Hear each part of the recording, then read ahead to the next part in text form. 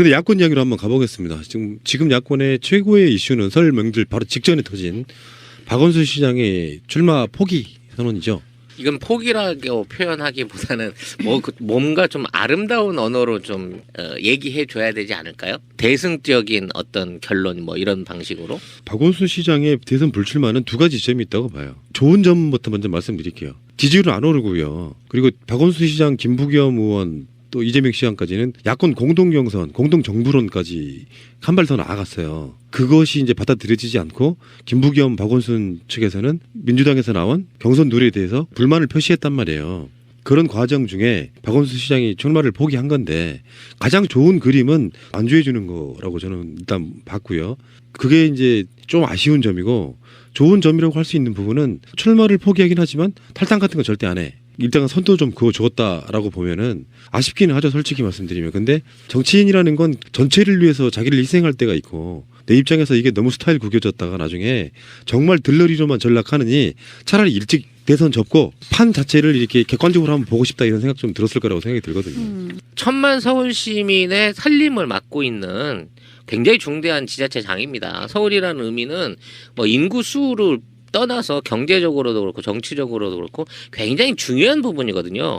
그리고 서울이 중심이 돼서 모든 행정이라든지 또 그동안에 있던 정치적 일정이 돌아간다고 생각하게 되면 만일 박원순 시장이 이번 선거에 올인하기 위해서 안 그래도 되는데 서울시장을 사퇴하겠다든지 뭐 이런 식으로 뭐 강경수를 던질지 않을까 하는 두려움도 상당히 있었거든요. 저는 개인적으로. 왜냐면 결기 보여준다고 또 그런 것들 저지른 뭐 몇몇 예가 있잖아요. 지금은 이제 안 해도 되는 여건이긴 하지만 그래서 그런 부분에서 혹시라도 서울시에서의 어떤 행정적인 공백이라든지 또 그런 부분이 일종의 야권에 대한 비판 요소로 작용하지 않을까 싶은 걱정을 했었는데 사실 여기에서 본인의 직무로 돌아가서 이제 그 지금까지 해왔던 행정가로서의 위치를 지키고 민주당의 집권 이후에 또 중요한 역할을 할 수 있는 베이스를 스스로 닦았다는 부분에서도 저는 굉장한 결단이 중요한 시기에 적절하게 나온 결단이라고 생각합니다. 지금 박 시장 입장에서는 과거에 과격한 발언이라든지 대선 룰이 이제 이미 발표가 됐잖아요. 국민 경선제로 하기로 그런 부분 안에서 본인이 이제 이게 당하고의 불협화음을 일으켜서 마치 선거전에서 자신이 손해를 보고 나오는 것 같은 이미지를 걸면서 지금 사퇴를 했다 그러면 야권에 있어서는 상당히 부담이 될 수 있는 이슈가 될 수 있었는데 적절한 시기에 굉장히 빠른 판단을 하고 그리고 마무리도 깔끔하게 그만둬 준 거라고 저는 생각을 합니다. 그렇기는 한데 사실 공동경선, 공동정부 구성에 대한 이야기를 이제 꺼냈다가 그것이 받아들여지지 않아서 결국 이렇게 사퇴를 발표한 게 아닌가라는 그런 의문은 좀 남는 건 사실이죠. 굳이 분석하고 말고 이런 것도 없이 그냥 박원순은 대선 뛰어보려고 했는데 지지율도 안 오르고 일찌감치 포기하고 실제로 이제 내년에 지방선거가 있잖아요. 그러면 다음 대선이 임기가 거의 비슷하게 끝나요. 1년 후에 지방선거가 있고 올해 대통령이 뽑히면은 그 지점에서 다음 한번 노려보겠다고 하는 접는 거 쉬운 일은 아니에요. 나이가 점점 먹어가고 정치권 내에서는 어떤 변수가 있을지 모르니까 지지율이 있을 때 한번 질러보는 것이고요. 그래서 잘 해갖고 다음에 나올 수 있을지 다음에 지지율이 어떻게 될지 잘 모르는 거지만 그래서 박원순 시장은 제가 봤을 때 현명하게 서울시장 유지하면 의미 있게 대권 주자로 저는 그 다음 차차기에도 올 수 있다고 보는 것이거든요. 근데 문제는 언론들이 자꾸 약간 충동질을 해요. 그러니까 뭐냐면 공동정부, 공동경선에 대해서 말을 던졌는데 안 받아주니까 사퇴하는 것이 진짜 있냐. 내가 봤을 때는 박원순이 영리한 선택을 한 거거든요. 굉장히 영리한 선택을 했고요. 갈라치기가 그렇게 들어오는 거예요. 지금 어쨌든 굉장히 이제 정치적으로 의미가 좀 있어요. 왜냐하면 물론 국민경선 100%를 하기로 했기 때문에 어쨌든 사람의 마음을 얻지 못했다. 굉장히 겸손한 표현을 박 시장이 지금 하고 나갔는데, 그러니까 제가 아쉬운 거는 너무 시기적으로 빨랐다. 그러니까 좀 전국적으로 돌아다니면서 흥행하는 데 있어서 페이스메이커 역할을 하는 데 있어서 좀 더 해줬으면 하는 시민적 염원이 있었어요. 그리고 박 시장도 본인이 알 거예요. 그러니까 우리가 굉장히 지금 아쉬웠던 거 뭐냐면 저는 솔직히 박 시장은 1000만 시민한테 또는 서울을 표본으로 하고 있는 지자체의 정책들 굉장히 서울 정책을 배워가는 지자체가 많거든요. 그러니까 선진 행정가로서 굉장히 서울 시민들의 지지도가 높은데 문제는 전국 인물이 아니라는 데 이제 그 한계가 있었다는 거 아닙니까? 전국적으로 어쨌든 알려지는데 이제 실패했다. 이렇게 본다면 처음부터 어쨌든 낮은 지지율을 갖고 전국에 순회하면서 조금 더 한 달 정도 더 토론회도 하고 설명회도 하고 그다음에 본인이 서울시에서 성공적으로 지역 공동체를 살리기 위해서 많은 애착을 가졌던 부분에 성공적인 게 지금 나타나고 있지 않습니까? 이런 전반적인 부분들을 좀 전국적으로 확산해 나가면서 지방 행정도 좀 발전시키고 이런 계기를 좀 만들어줬으면 했는데 너무 빠른 것은 제가 볼 때 그렇습니다. 요즘은 지지층들이 너무 충성도가 높아요. 박원순 지지층과 이재명 지지층과 문재인 지지층들이 이 대선 기간이 짧기 때문에 굉장히 충성도가 높게 나타나고 있거든요. 근데 이것들의 지지율들의 갈등들이 지금 표출되고 있어서 박원순 시장이 이런 갈등들을 사전에 잠재운다는 측면에서는 굉장히 좋은 선택을 했고 그다음에 미래의 다 차기 주자로서의 선두적 선택을 했다라는 데 있어서 굉장히 판단은 잘했다고 봅니다. 그런데 이제 이렇게 됨으로 인해서 당내 경선, 100% 국민 경선에 이제 묘수가 굉장히 복잡한 계산이 또 생기게 됐고 결선 투표까지 하게 되지 않습니까? 그래서 당내 정치적인 수가 굉장히 복잡해졌어요, 지금. 이제는. 오히려 더. 사실은 대세론 일반적인 것들에 대해서 그거를 뒤집히느냐 안 뒤집히느냐 뒤집히지 않더라도 얼마나 박빙으로 가서 간절인다는 표현 쓰잖아요. 그렇지.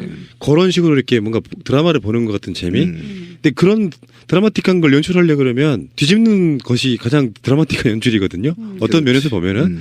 근데 이제 그런 것까지는 염두에 두지 못하더라도 그러니까 시기적으로도 저는 현명한 선택을 했다고 보는 거예요. 중간에 경선 막 시작되는 레이스 할 때 중간에 그만두면요. 그건 진짜 불협화음 나는 거거든요. 뭔가 불협화음으로 보여지는데 아예 시작을 안 하는 게 중요하고 만약 발을 담궜으면 종반까지는 달려줘야 되는 또 의무를 시행해야 되기 때문에 지금에 있는 선택은 정말 시기적절한 과감한 선택이야. 사실 엊그제까지만 하더라도 곧 출마 발표를 할 것처럼 여론들이 다 얘기를 했었잖아요.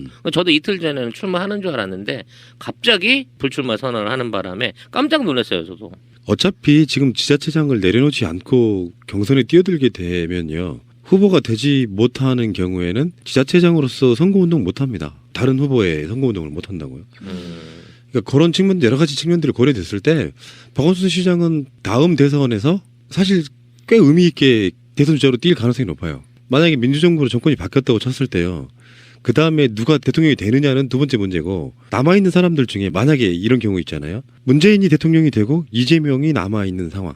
이 상황에서 문재인이 없는 상태에서 박원순과 이재명을 놓고 누구를 지지를 더 많이 할까요? 애청자 여러분들께 한번 질문 하나 드려보는 거예요. 그리고 반대로 이재명 대통령이 돼서 문재인이 남아있는데 문재인은 더 이상 출마 안 할 겁니다. 물론 전혀 안 한다고 생각은 하지 않아요. 문재인 지지자 팬들께서는 떨어질 가능성을 예측 자체를 안 하기 때문에 그 자체가 끔찍한 시나리오겠지만 어찌됐건 뭐 일반적인 평은 문재인은 더 이상 출마 안 한다고 보면 그때 남아있는 사람은 누가 남아있습니까? 박원순 남아있는 거거든요. 그런 수들이 다 어느 정도 계산이 됐을 거라고 저는 보는 입장이기 때문에 박원순 시장은 굉장히 영리한 플레이를 한 거다. 야, 이건 진짜 기본 3점 나는 것보다 광 3개 파는 게 훨씬 많이 남죠. 그렇죠. 근데 어쨌든 저는 아직도 아쉬워요.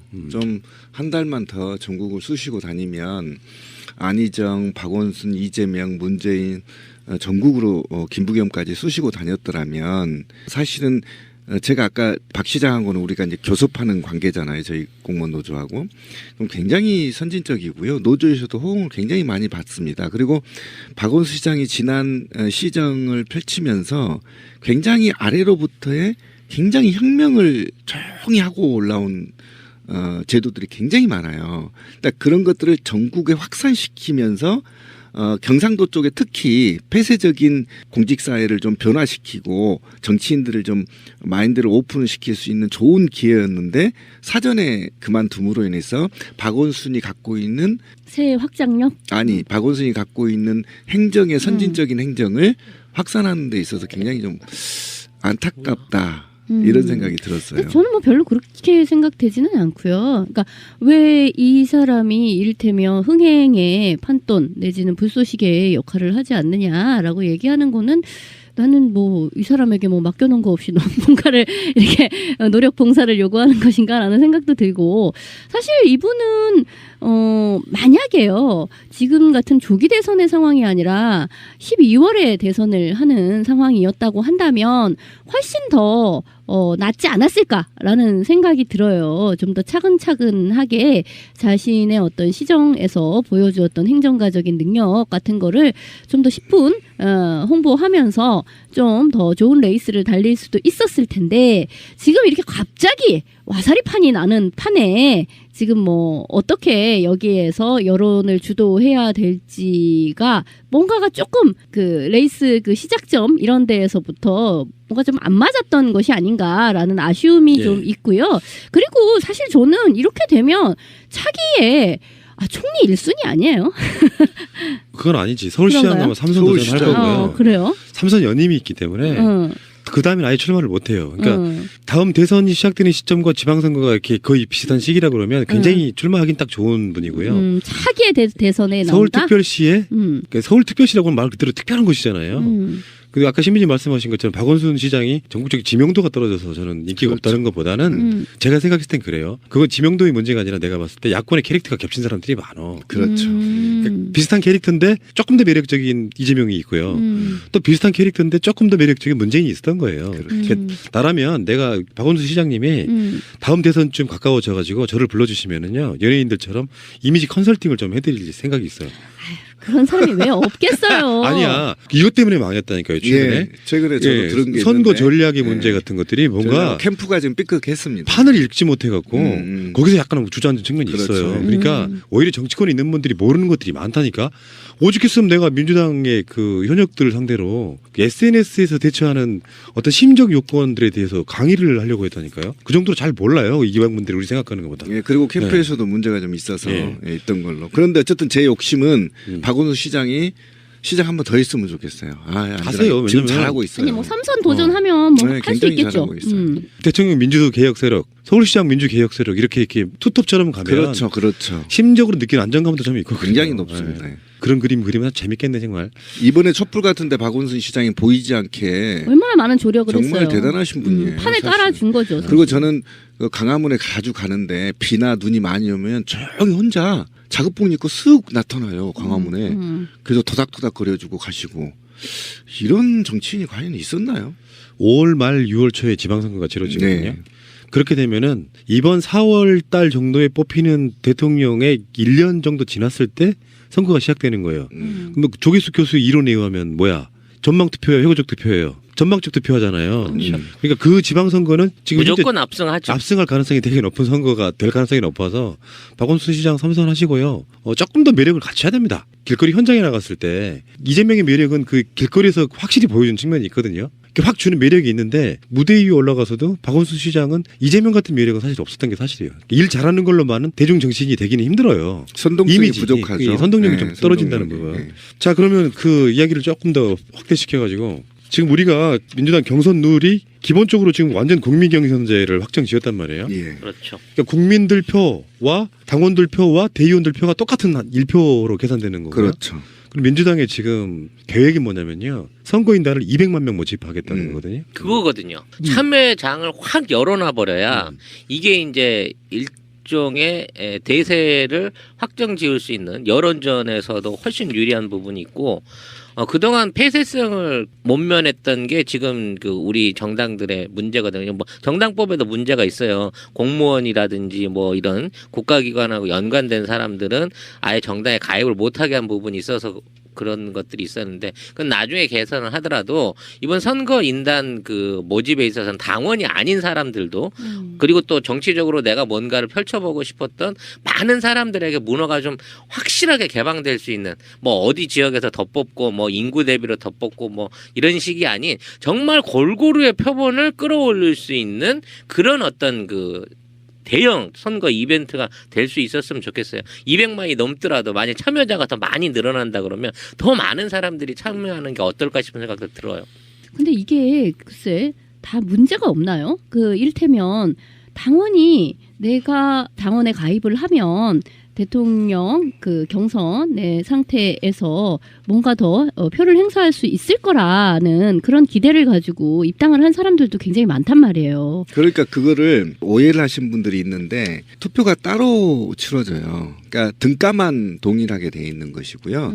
그룹핑이 다릅니다. 쉽게 말하면 4가지 투표를 하는 건데 모바일 투표하고 인터넷 투표, 순회 경선 투표, 최종 현장 투표 이 4가지를 겹쳐지는 건데 예를 들면 내가 당원이거나 대의원이면 일반 국민 경선제에 참여할 수가 없어요.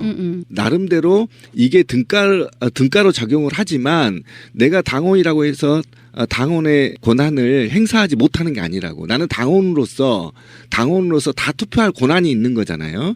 그런데 일반인들은 선택을 받아야 되는 거잖아요. 그죠? 선택을 받거나 투표인단으로 등록을 해야 되지만 투표를 하지만 당원과 대의원은 일단 투표권이 다 주어지기 때문에 일반 시민과는 좀 차이가 있는 거죠. 쉽게 말하면. 그러면 자기 권리를 행사할 수 있어요. 당원이 아닌데 여기에 참여하고 싶은 사람은 어떻게 하면 되는 거예요? 국민 경선에 참여하면 됩니다. 아까 말했죠. 200만 명이 등록하시면 돼요. 선거인단 모집이 있는데요. 네, 모집. 탄핵 전과 후에 한 번씩 한대요. 네, 맞아요. 그래서 뭐 여러 가지 우려들이 사실 있어요. 아까 말한 그 권리당원들의 어떻게 해줄 거냐. 근데 이런 측면은 복잡한 미묘한 그 역학관계가 있잖아요. 그렇죠. 문재인 입장에서 이게 양보냐 아니냐 이런 논란도 있어요. 근데 저는 양보라고 보거든요. 엄청난 양보. 그러니까 이게 근데 이제 그걸 또 분석을 해보면 양보에도 사실 손해 볼 게 없는 양보였던 거죠. 그러니까. 왜냐하면은 모집단이라고 하는 규모가 이렇게 커져버리면은 사실상 조작이 좀 불가능하고 여론조사의 형태로 갈 가능성이 높잖아요. 그렇죠. 그런 측면이 있기 때문에 문재인 대표 측에서는 거기에 대해서 당에서 만들면 알아서 해주면 따르겠다라는 게 기본적인 전제가 문재인의 취지였었던 거고. 전 그건 굉장히 좋은 것 같아요. 이거에 대해서 삿바 싸움에 시시비비 하지 않고 굉장히 통 크게 대승적으로 어떻게 해도 나는 따르겠다라고 했고 지금 그렇기 때문에 그 안에서의 잡음이 훨씬 더 줄어든 게 아닌가라고 생각이 들거든요. 어떻게 해도 사실 유리해. 그런데 그러니까 뭐 일단 지지자가 많으니까 월등하게 지금 뭐 한 30-40% 이상을 달리고 있으니까요. 근데 저는 이제 좀 궁금한 게 이런 경우에 가령 역선택의 가능성 같은 것을 좀 생각해 볼 필요가 있잖아요. 그래서 내가 물어봤어. 그 당분한테. 그런 건 어떻게 할 거냐라고 물어봤는데 규모가 그렇게 커버리면은 예를 들어 역선택하기 위해서 만약에 한 50만 명이 들어왔다고 쳐요. 저쪽 세력들이 더 약한 후보를 떨어뜨리기 위해서. 근데 모집단이 너무 커버리니까 그 이전에 그만큼 흥행이 돼버리는 측면이 있는 거고 만약에 국정원 주도로 그게 이루어졌다고 칩시다. 문재인이 나온들 이재명이 나온들 누굴 찍어야 돼요? 그들 입장에서 선택할 여지가 별로 없는 거예요. 그러니까 흥행 규모만 키워주는 측면이 있는 거고요. 두 번째는 자기 양심을 걸고 일단 그 선거인단 모집할 때 더불어민주당 지지자십니까? 라고 물어본대요. 물어보는 과정이 있대요. 그 과정 속에 자기 양심을 걸고 지지자입니다라고 말하고 들어와서 역선택을 하기 위해서 들어오는 사람들이 그렇게만 따지면 아무것도 못한다. 그러니까 그런 건 일부 있을 수 있겠지만 대세는 지장이 없다. 그런데 구덕이 무서워 장 못 당그냐? 선거 이후에 그런 아까 진미님 얘기하는 우려가 다 증명될 수 있어요. 그러니까 나올 수 있어요. 표심에. 예를 들면 당원들 기존의 당원은 이제 막아져 있기 때문에 추가가 안 돼 있기 때문에 기존의 당원들은 말이죠. 투표를 하는데 예를 들면 문재인을 80%를 찍었어. 근데 국민 경선제를 했더니 프락시 새끼들이 들어와서 한 40% 다운시켰어. 이거 다 표가 나요. 대부분 표가 나 있기 때문에 그래서 이제 따로 된다는 를 얘기하는 것이고요. 이제 문재인 대표가 얼마만큼 이번에 큰 결단을 했냐면요. 이거는 굉장히 그냥 얘기할 수 있는 문제가 아닙니다. 한번 얘기를 해볼까요? 그러니까 국민경선제를 100% 할 경우에 어떤 현상이 생기고 이 국민경선제 100%가 문제가 아니에요. 문재인한테 가장 판단하기 어려웠던 부분은 결선투표제였을 거예요. 당내 결선투표제를 하게 돼 있거든요.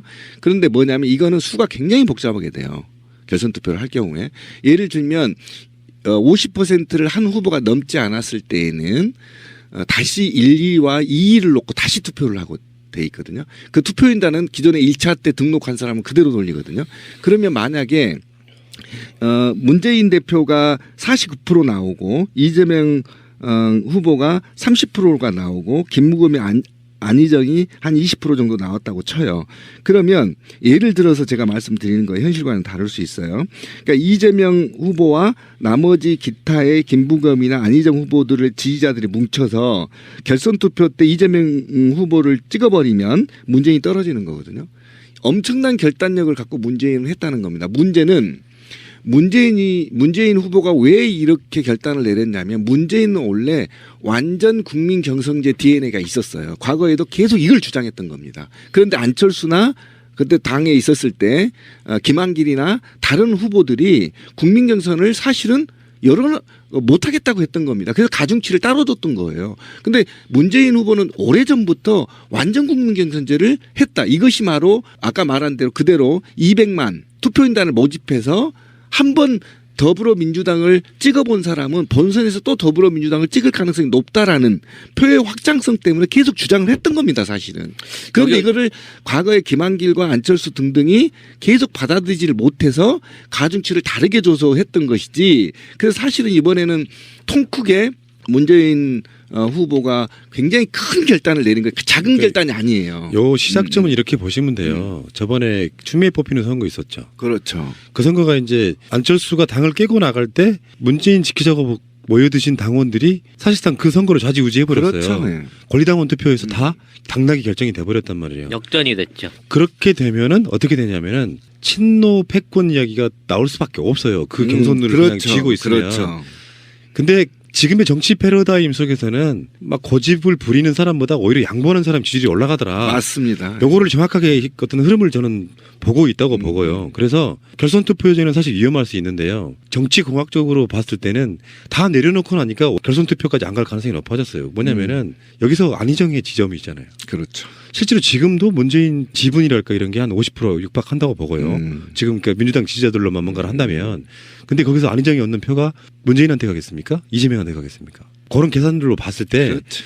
그 모든 계산을 다 어떤 수를 써도 지금 문재인은 난공불락이 돼버린 것이다. 저는 그렇게 보는 건데 근데 그러면 재미없잖아요. 경선이. 그래서 최대한 이재명 같은 경우는 경선이 시작될 때 국민적인 품을 막 끌어올려가지고 최소한 문재인을 50% 밑으로 떨어뜨리는 작업이 진짜로 더 중요하게 된 그렇죠. 상황인 거예요. 네. 그거 재밌지 않을까요? 그러니까 이게 지금 문재인 지지자들 입장에서는 뭐가 재밌어 이 새끼야 지금 1차 투표에서 끝내야지 이렇게 이야기하실지 모르겠지만 예를 들어서 드라마틱하고 관심 모아주고 어떻게 될까 손 막 조리고 하는 과정 속에 당선되고 나서 뜨겁게 포옹하고 그렇죠. 우리 같이 가자 하면 되는 거거든요. 맞습니다. 저는 이제 자꾸 여기서 정당법에 대한 얘기를 하게 되는데요. 사실 그 민주주의라고 하는 거는 국민이 정당제 안에 많은 참여가 이루어져야만 이게 활성화될 수 있는 거거든요. 충성할 수 있는 지지당이 있는 국가는 그 당의 결속력이라든지 투명성이 오랫동안 유지되는 결속력 유지되는 당연한 결과가 있어요. 근데 그동안 그 우리네 정당들이 해왔던 건 굉장히 폐쇄적이었다는 거죠. 그 이전에 아까 진민이 말씀하신 당원의 권리라는 입장에서 보면 대의원으로 등록을 해야만 예를 들어 국민 경선제가 합쳐지더라도 대의원 등록하는 사람한테는 표를 더 줘요. 같은 사람이더라도. 그리고 이 대의원으로 등록한 사람이 표를 더 주는데 이 대의원을 뽑는 데 있어서도 그 대의원을 지정하는 게 지역위원장의 권한으로 묶여져 있었기 때문에 당 안에서의 권리적인 패권이 존재할 수밖에 없는 구조가 돼 있었단 말이에요. 그러니까 일반적인 국민의 개인의 힘으로 정당 정치를 바꾼다는 참여가 힘들었던 거예요. 기존에 있는 권리당원과 지역위원장의 권한이 컸기 때문에. 그래서 그 국민 경선제를 꾸준히 요구를 해왔었지만 그게 안 받아들여져 왔었던 거죠. 근데 이번에는 역으로 후보들의 요구에 의해서 국민 경선제가 만들어지게 되면 현재 정당법상으로는 당원에 있는 명부를 공개를 못하게 돼 있어요. 이 사람이 당원이 아닌지 내가 당으로 등록한 나만 알지 당에서 야, 이 사람이 우리 당원이 하고 외부로 공개하는 게 법적으로 금지돼 있다는 얘기입니다. 그만큼 이 사람들의 폐쇄성이 지금 존재하고 있는 게 정당 구조인데 자, 이런 방식으로 국민이 스스로 참여해서 이런 정당의 문화 내가 민주당에 있는 후보를 내가 직접 뽑았다고 할 수 있는 참여 문화가 이루어지게 되면 현재 20-30만에 머물고 있는 민주당의 이 정당 지지다 당원들도 앞으로 확실하게 늘어날 수 있다는 겁니다. 기존에 있는 패권적인 지역위원장 제도나 어떤 대의원 제도 자체가 아예 이번 경선을 통해서 사라지게 됨으로 인해서 다음번에 선출직 선거, 당대표 선거라든지 그 대표위원들 선거에도 국민 경선제가 자연스럽게 녹아 들어갈 수 있는 거고 그런데 참여할 수 있는 국민들의 숫자가 이번에 200만 참여했었다 그러면 다음번에는 지금에 있던 참여자들보다도 훨씬 더 많이 최소한 기존보다 민주당에 참여하고 민주당의 정책에 영향을 미칠 수 있는 국민 참여도들이 높아질 수 있다는 점에서 이건 시민 민주주의를 개척할 수 있는 굉장히 중요한 시발을 만들었다는 거예요. 어쩌면 복잡할 수도 있는 문제인데 가치관이 충돌해요. 두 가치관 다 맞다라고 이야기를 했었거든요. 진선 당원으로 가는 게 맞죠. 그냥 기본적으로 왜 저번에 문성근 대표랑 한번 사석에서 이야기를 해보니까 당원이 한 100만 명쯤이 실질적으로 당비 내고 하는 100만 명이 있다 그러면 이런 국민 경선을 할 필요가 없어요. 그러니까 현실적인 요건에서는 그렇지만 그래서 왜 유시민의 참여당이라든지 지금 일반 진보정당들 정의당이나 예전에 통합진보당 같은 거 다 당원들이 뽑고 이런 게 있었잖아요. 그게 맞아. 궁극적으로 가야 될 당의 모습인 건 그것이 맞는데 현실적으로 그렇게 안 되니까 한국은 약간 정치 냉소도 좀 있는 나라지 않습니까? 내가 투표는 하지만 정당 가입해서 당원으로 활동하는 건 그렇다라고 생각하는 사람이 많아서 그래서 국민들한테 기회를 준다는 것 또한 나쁜 가치는 아닌 거라고 봐요. 문제는 이 흐름 속에 이런 거였단 말이에요. 안철수, 김한길이 있을 때 더불어민주당의 당원들은 문재인을 밀어내. 근데 국민 여론은 문재인을 좋아해. 그래서 사람들이 들어간 거란 말이에요. 그랬더니 이 의원이 정반대로 이거 출문 패권 정당이 돼가지고 문재인이 되는 건 당연한 거잖아. 이렇게 이야기를 하고 있어서 다시 눈이 또 바뀌는 거예요. 그런 관점으로 지금 그래서 어느 쪽이 방법이 맞다라고 생각하지 못하지만 지금 어떤 흐름상 만약에 지금 더불어민주당에서 경선 룰을 만들 때 당원들 중심으로 대의원들 중심으로 곡차화시켜 놓으면 밖에서 공격 엄청 할 거예요. 그리고 박원순이나 이재명한테도 혹시나 하는 명분을 줄 수도 있어요. 왜 문재인 지지자가 많은 정당에서 룰을 안 바꾸느냐. 근데 그게 나는 굉장히 오랜 시간 동안 논란이 될 줄 알았거든요. 근데 너무 쉽게 이 문턱을 넘어버리더라고. 쉽게 다 또 동의가 돼버리더라고 후보자들. 그게 그 사실은 문재인을 제외한 나머지 후보들은 그 오픈 프라이머리 방식 이외에는 문재인을 이길 수 있는 방식이 없어요. 예, 그렇게 돼 있기 때문에 선택한 것이고 아까 이제 얘기를 해보면 전 그래요. 그러니까 오픈 프라이머리 방식이 완전 국민 경선제 방식이 인류가 지향하는 방식입니다. 그러니까 진성 당원들이 결정해 왔어요 과거에. 그래서 사실은 민주노동당 시절부터 어쨌든 더불어민주당까지 새누리당까지 대의원한테는 가중치를 더 주고 그다음에 당원들한테는 뭐 2배수만 주고 또 일반인한테는 뭐 1배로 주고 이렇게 해서 막 뒤집히는 걸 많이 봤는데 이게 바로 패권주의를 양산했던 것이고 그리고 이제 정치 논리 우리가 아까 얘기한 대로 정치 공학이 너무나 작용을 많이 해요. 그래서 이걸 완전히 풀어서 저는 이후에 있잖아요. 아까 말했던 지역위원장도 저는 지역에서 경선으로 뽑는 게 좀 맞다. 지금은 당연히 위에서 내리 꽂거나 또는 거기에 맹주들이 했었잖아요. 솔직히. 그러니까 그런 것도 없애고 아래로서부터의 혁명은 바로 더불어민주당의 지역위원장도 당원들이 뽑아야 된다. 지역 당원들이. 저는 이렇게 주장하는 사람이어서 당 간의 경계를 완전히 깨버리는 것. 깨버리고 누구나 정당 정책에 참여할 수 있게 오픈하는 것이 바로 나아갈 방향이다. 우리나라 정치가. 그래야만 썩지 않는다. 자 여기서 한 발 더 나가면 자 민주당이 이걸 시작함으로 해서 이 공은 여당한테 또 넘어간다는 거예요. 니네는 어떻게 하나 니네는 볼까? 어떻게 하나 보자. 김무성이도 오픈 프라이머리 그렇게 하자고 주장했지만 못했잖아. 그렇죠. 근데 이제 지금 오픈 프라이머리를 안 받아들일 수가 없어. 그럼 구태정당이 되니까. 그렇게 되면 반기문이나 안철수라든지 기존에 나와 있는 애들이 오픈 프라이머리로 자기 자신들을 국민 앞에 던져놨을 때 지금 뭔가 잘못돼 있는 저 이상한 지지율 그리고 그 지지도들 여론조사에 있는 허상들이 낱낱이 공개될 수 있는 또 하나의 계기가 생기지 않을까. 지방선거가 있고 올해 대통령이 뽑히면은 그 지점에서 다음 한번 노려보겠다고 하는 접는 건 쉬운 일은 아니에요. 나이가 점점 먹어가고 정치권 내에서는 어떤 변수가 있을지 모르니까 지지율이 있을 때 한번 질러보는 것이고요.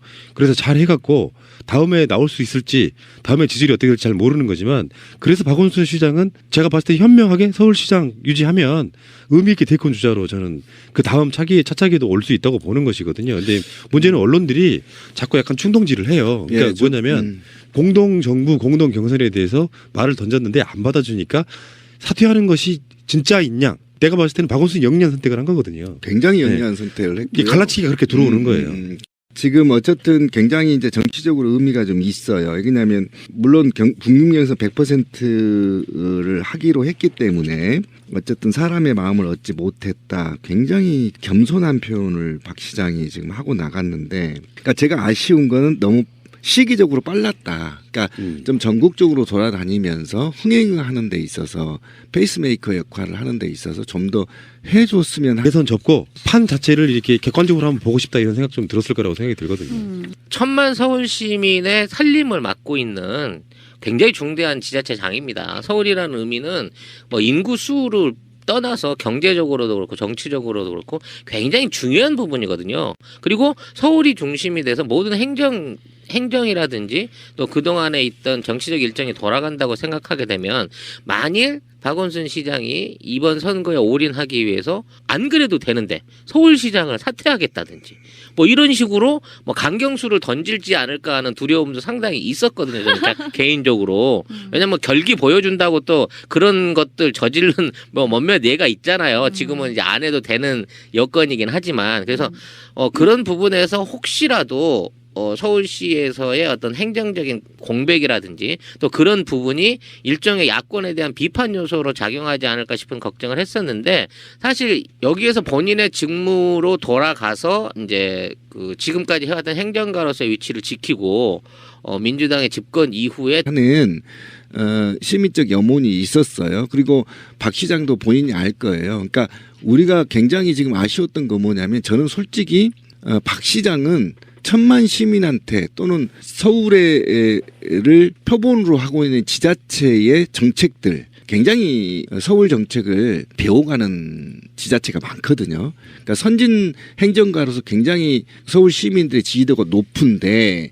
문제는 전국 인물이 아니라는 데 이제 그 한계가 있었다는 거 아닙니까? 전국적으로 어쨌든 알려지는데 이제 실패했다.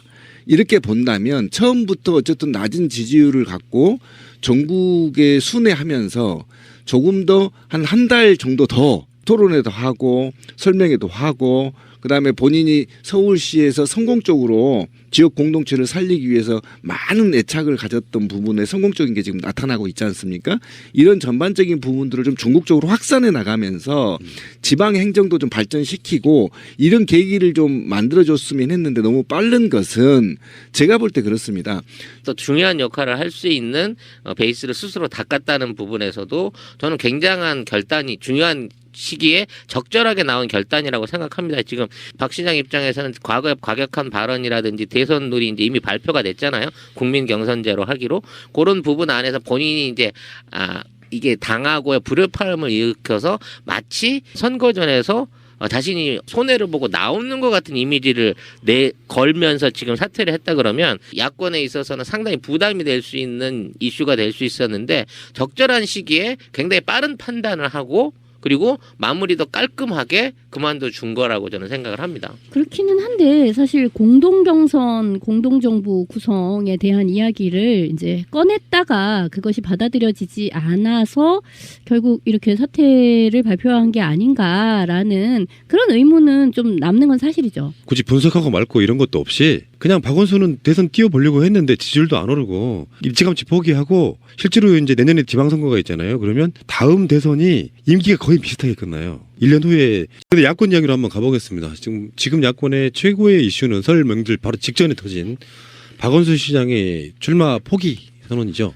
이건 포기라고 표현하기보다는 뭔가 좀 아름다운 언어로 좀 얘기해 줘야 되지 않을까요? 대승적인 어떤 결론 뭐 이런 방식으로. 박원순 시장의 대선 불출마는 두 가지 지점이 있다고 봐요. 좋은 점부터 먼저 말씀드릴게요. 지지율은 안 오르고요. 그리고 박원순 시장, 김부겸 의원 또 이재명 시장까지는 야권 공동경선, 공동정부론까지 한 발 더 나아갔어요. 그것이 이제 받아들여지지 않고 김부겸, 박원순 측에서는 민주당에서 나온 경선 룰에 대해서 불만을 표시했단 말이에요. 그런 과정 중에 박원순 시장이 출마를 포기한 건데 가장 좋은 그림은 안주해 주는 거라고 저는 일단 봤고요. 그게 이제 좀 아쉬운 점이고 좋은 점이라고 할 수 있는 부분은 출마를 포기하긴 하지만 탈당 같은 거 절대 안 해. 일단 선도 좀 그어주었다라고 보면은 아쉽기는 하죠. 솔직히 말씀드리면. 근데 정치인이라는 건 전체를 위해서 자기를 희생할 때가 있고 내 입장에서 이게 너무 스타일 구겨졌다가 나중에 정말 들러리로만 전락하느니 차라리 일찍